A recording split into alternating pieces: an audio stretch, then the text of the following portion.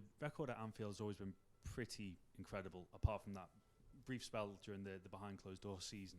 Just it feels extra phenomenal at the moment. What is it about playing at Anfield at the moment that just drives on the team so much? Oh, well, we always enjoyed it in our bad spells as well. Didn't happen. Then, no, it's our home. Must be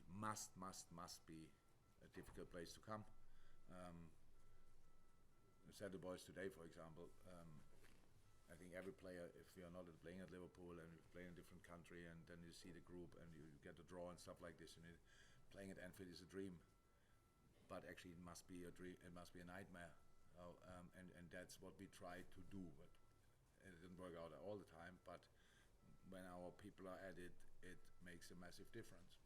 That's how it is. And it was always a situation where we had to give on the pitch, and then the crowd was there, or it was the other way, but we were always together, really good. It happened already that the atmosphere was not great and we still played a super game, or the other way around. So, no, it's cool, but I think my best skill is not feeling at all winning streaks. I just don't feel it. That only tells me lose and what? I have no clue. Because the next game is so important, so different, so difficult, all these kind of things. And that's why I don't think they help really. Maybe for the other teams think, oh, it's a difficult place to go. But for us, each game stays difficult because of the quality of the opponent.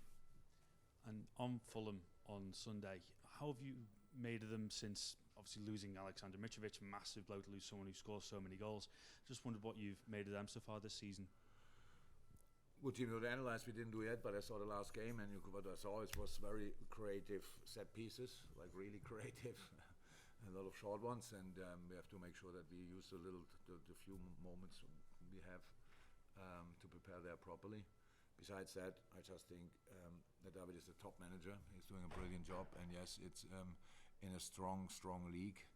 I think I won't say that Nasty were overachieving, but they did just particularly well. And now it's still like that. If you, that's a really good football team. It's a really good football team. How they set it up, with I don't know, Jimenez now up front, or will play or Vinicius, and then you have one of the greatest, the little curly one, greatest players the Premier League ever saw, still going and going and going. Then you have. Pereira. It's just a good football team, well set up, and that makes it special. And in this little stadium there, it's they can create a proper atmosphere as well. We had our struggles there, but here again, it's at home, and we have to make sure that it will be extremely difficult for them, first and foremost.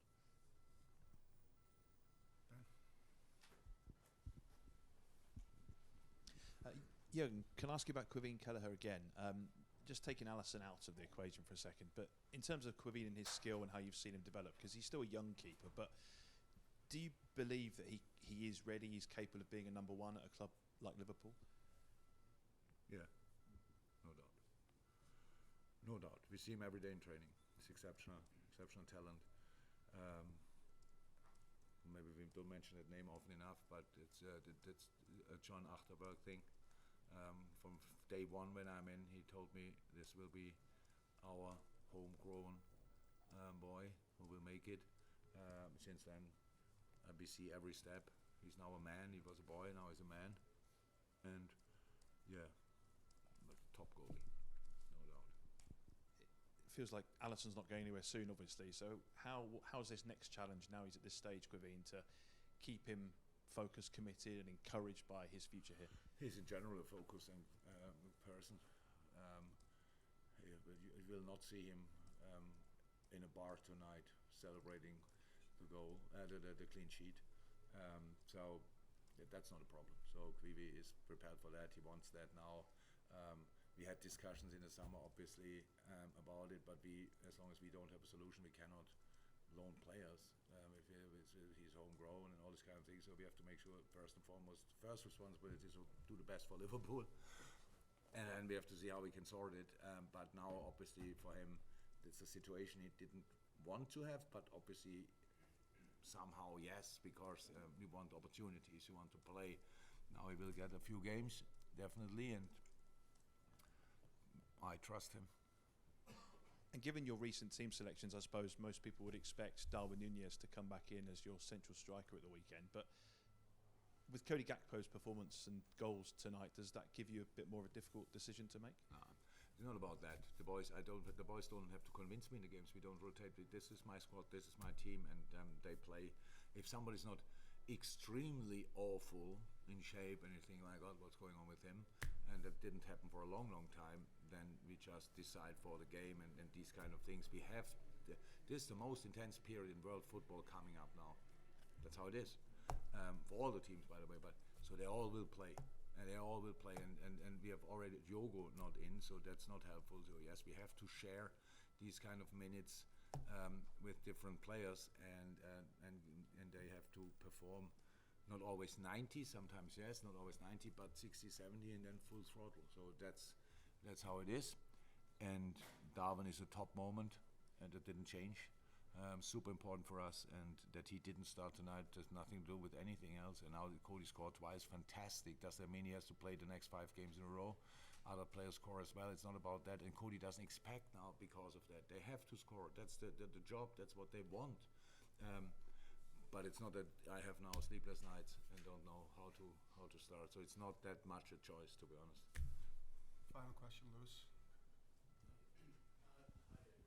We have to wait for the microphone. Yeah, it's not for me.